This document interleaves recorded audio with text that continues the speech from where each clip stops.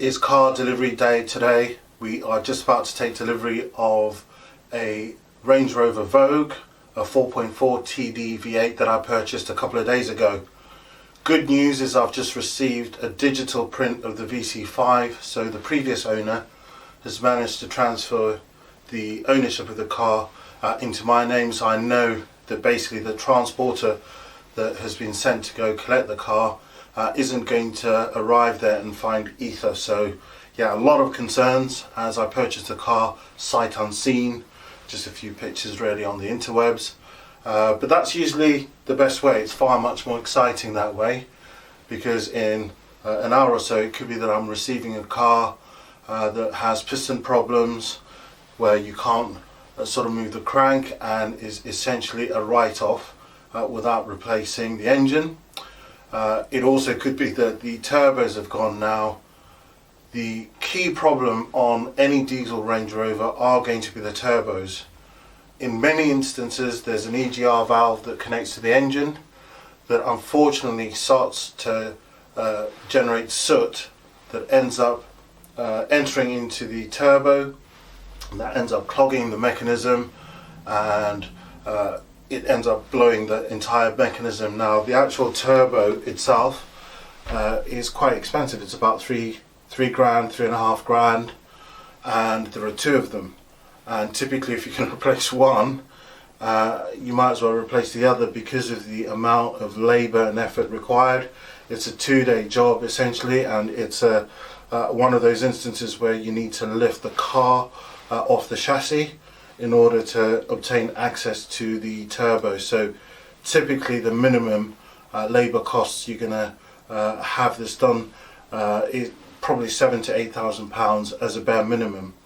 Now if you're looking to purchase a Range Rover that's a diesel that is over 100,000 miles, I think this is one of the expectations really that you need to really be aware of. You need to set aside some money in case this issue does happen. Obviously if you can make sure that one of the first jobs you do is get the EGR valve either deleted or replaced, making sure that you service the EGR valve every 6 months as a bare minimum.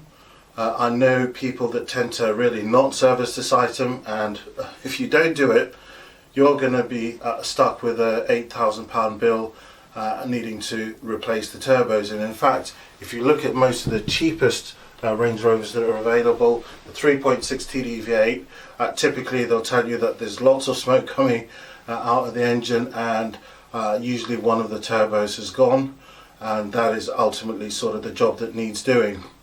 Another problem that you have with these TDV8s, these Range Rovers post 100,000 miles, is that nobody wants to touch them. They're so labour intensive, they take so much time really when it comes to resolving problems. You end up with very expensive bills, so you need deep pockets really to run one of these cars. But look, I think with this car and the mileage it has, it needs some love, so we're going to start replacing some of the stuff that you just need to replace on cars anyway. If you've got a car that's over 100,000 miles and you don't know really whether it's had a new battery or new ignition coils or a new water pump or a new thermostat, these are just candidates really for a miserable ownership where your car just keeps breaking down. So I intend really to try and make a bit of profit on this car. So the problem that I've got is I tend to become quite attached to cars. I've got 4 cars now, and really I need to be getting rid of them. So the plan really is to take receipt, take delivery of the car and fix those known items with the ignition of the engine, and hopefully that's it. If it turns out that the car needs additional work, I'm probably just going to put it back on eBay and sell it for basically what I've just paid for it. I don't think I stand to make a loss, even if the car has got colossal problems, because yeah, the price I've just purchased the car is pretty much you know, what you'd give to sort of a scrapyard. The car itself is a Vogue. I would have preferred a Vogue SE. So typically, if you're purchasing a Range Rover, there's certain trim levels. Vogue is really adequate really for most people. Some of the other items you get can tend to make your Range Rover look a bit a bit blingy, a bit ostentatious, where most people are reserved and like their British racing green car. So if you're looking to purchase a Range Rover, there's a standard trim which is the HSE trim. You've then got the Vogue trim, and then you've got the Vogue SE. The difference between the Vogue and the Vogue SE is just minor details. So the Vogue will have heated seats, the Vogue SE will have heated and cooled seats, for example. There are options like the reversing camera. The seats also tend to feature as part of the trim, especially like the autobiography. I tend to find that a lot of the autobiography, it needs somebody with a little bit of taste really to coordinate the colours and the interior.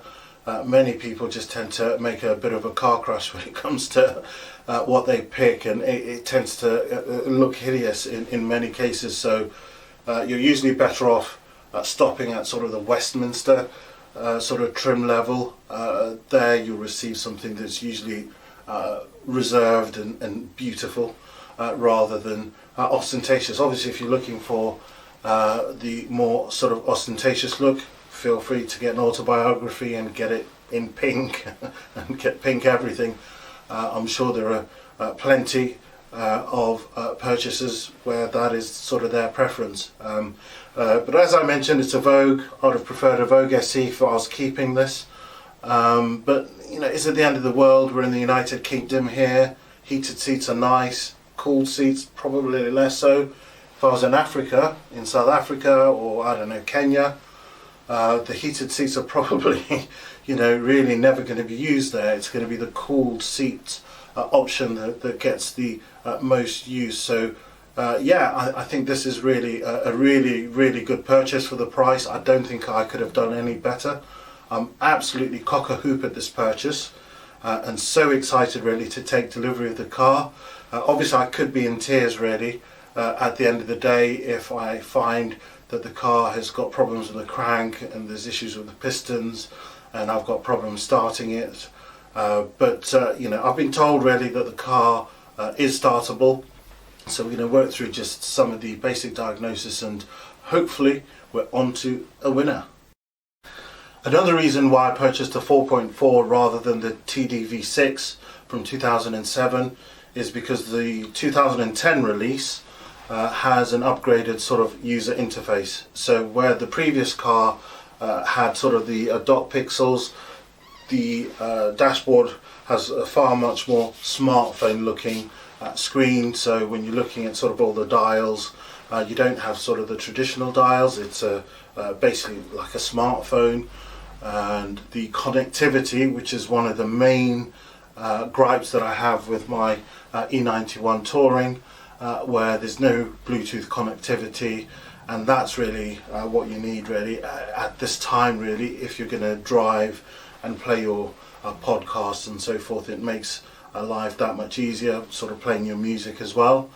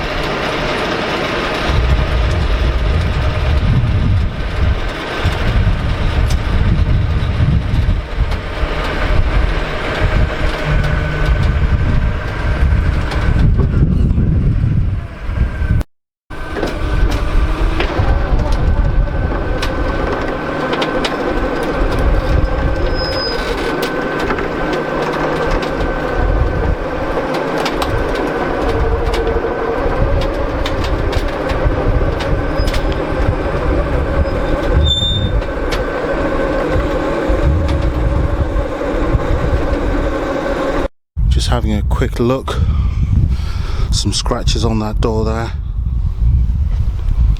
This tyre, Scott, yeah, decent tread, not a huge amount. You can see there's corrosion really around the wheel there. Again, a few more scratches there.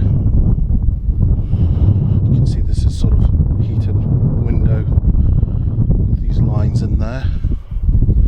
The seals look all okay around the doors. We've got some scratches really on that side mirror. We've got a missing door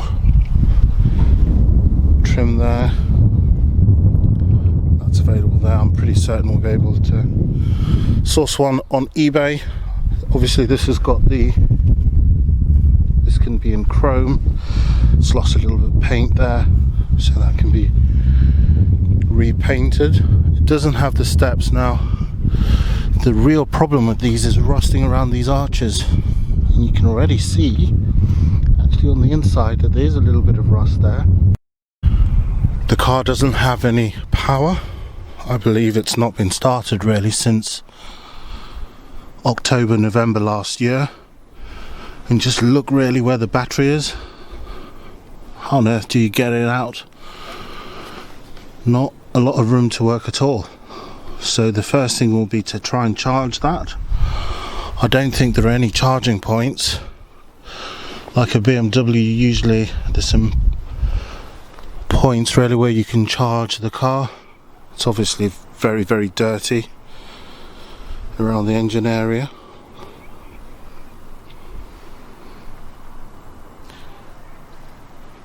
And looking at the actual battery, doesn't look to be a cheapo battery, but it doesn't look to be a Bosch either. So this boot strut is broken, so I discovered that when I opened the car, so I'm not going to put the boot down because obviously I'm recording. It's a bit fiddly. Obviously we've got the nice LED headlights. I'm not sure about this. We might go for the chrome one.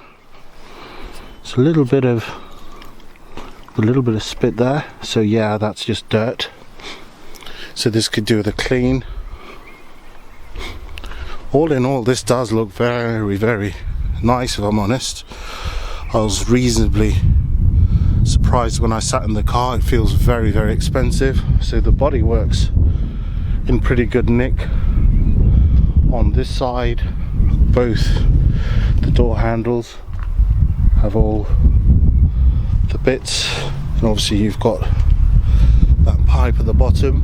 There can be a step that usually invites rust. You can see lots of rust really on the brake discs because this car's not really run really in about 6 months, so you'd expect them to be rusted. So bodywork, no major shocks frankly. Let's have a look here. This is a bit dirty. Well, actually this is a bit faded, so you can see that's really had a bit too much sunlight. The number plate is completely trashed.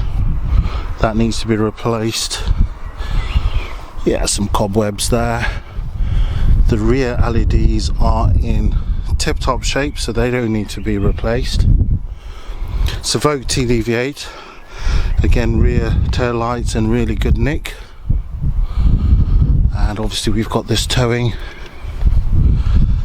at the bottom. That could do with being cleaned and being rust protected. The car doesn't have any power, so I'm not going to be able to open this unless there's a latch. Yeah, there's a little bit of rust there. You can actually see it's almost as if, you know, there's some damage that happened there. It feels quite rough. That's about the only visible blemish on the car. I can't really see anything on the top of the car. Obviously it's got a sunroof. Let's just have a look at the back. Here this is just, yeah, damp. That could do. Really surprised at the interior. None of the seats are that worn. It feels very expensive in here, if I'm honest. This seat belt here seems to have a lot of dirt on it, almost like damp there. There is some dirt really on the header lining, so this could do with a clean. It does look dirty, it doesn't look as clean as it could be even towards the back. So rear seats are in really good nick. Overall the trim is in very, very good nick. The front of the car, Harman Kardon sound system, so very, very good sound. The driver's seat you can see is torn there. And there's a little bit of wear there, and there's a little bit of wear there, but that's easily solvable. The area around the pedals is again quite clean. This will all clean up really, really well, I'm sure. The little bit of detailing. Passenger seat is in pretty good nick. So it looks like this car was really used by a one-person driver. Don't know what this bit of trim is. It's external. It doesn't look to be broken. Well, actually, yeah, there's a clip on there that's gone missing. So that's going to need to be replaced. Yeah. Usual controls, but obviously we've got no power and no handbrake, so the car is currently being stopped really with a couple of bricks.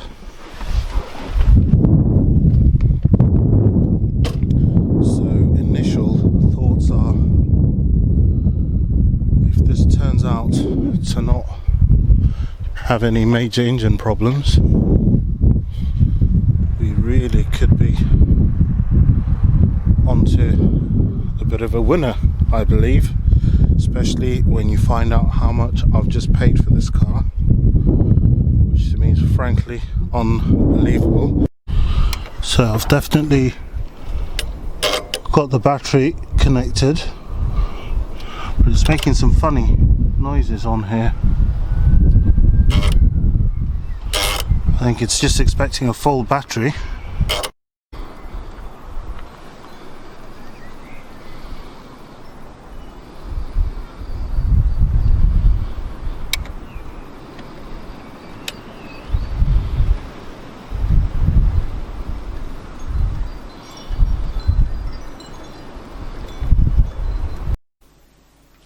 Well, hello, it is Saturday today, a couple of days since I purchased a Range Rover L322.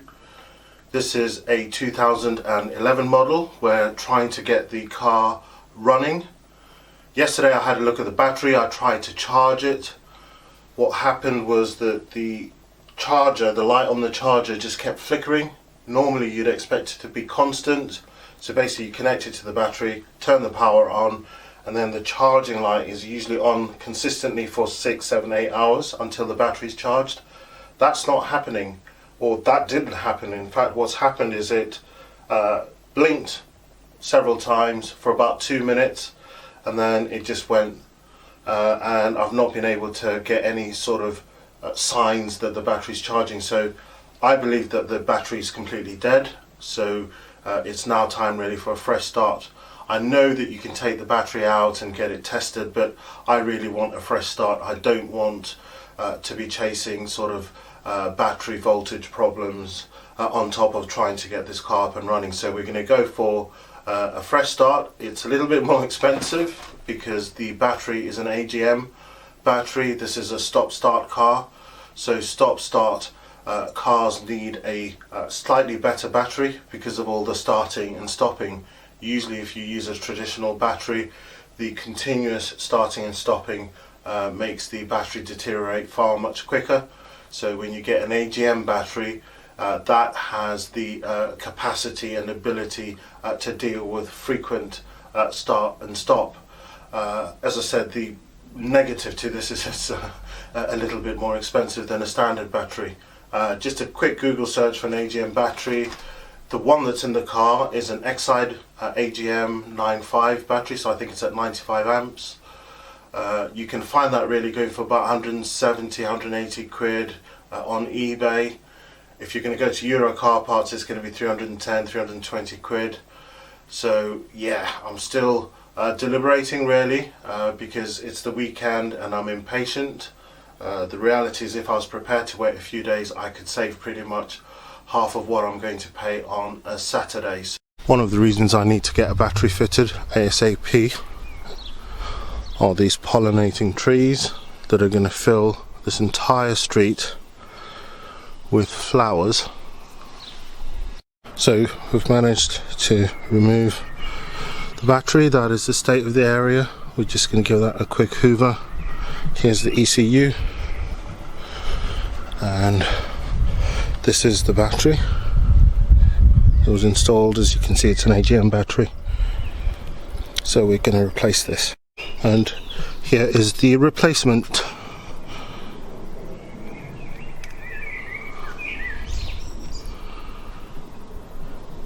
That's the dead battery.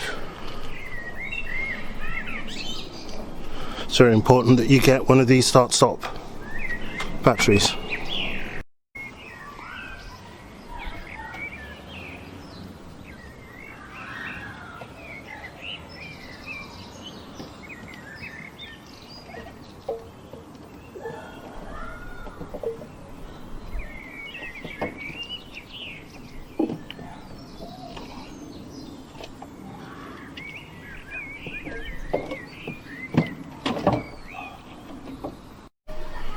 So we have power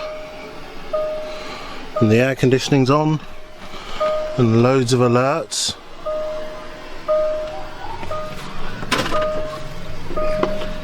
Let's just see if we can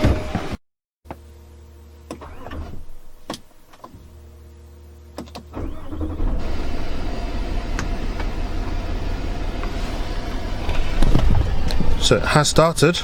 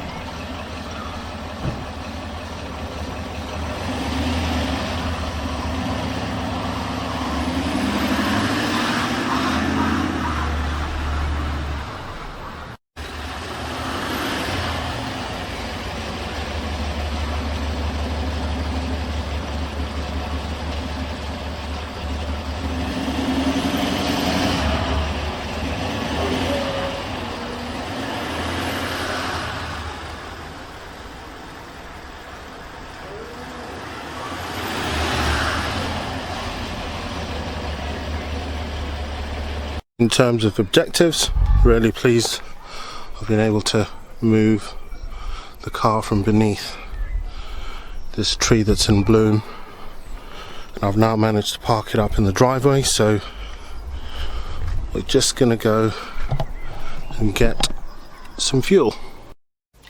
If you're enjoying the content on this channel, please be sure to like, comment and subscribe. It really does help with the YouTube algorithm.